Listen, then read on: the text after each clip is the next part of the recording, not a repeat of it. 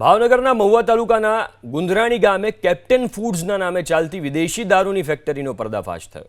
આ ફેક્ટરીમાં બહારના રાજ્યોમાંથી કાચો માલ લાવીને બ્રાન્ડેડ કંપનીઓના નામે ડુપ્લિકેટ દારૂ તૈયાર કરવામાં આવતો।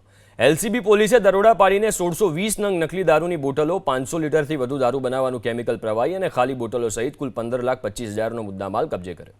આ મામલે પોલીસે સ્થળ પરથી 6 શખ્સોની ધરપકડ કરી છે, જ્યારે જમીન માલિક બળદેવસિંહ સહિત કુલ 9 ઈસમો વિરુદ્ધ ગુનો નોંધીને વધુ તપાસ હાથ ધરાઈ છે।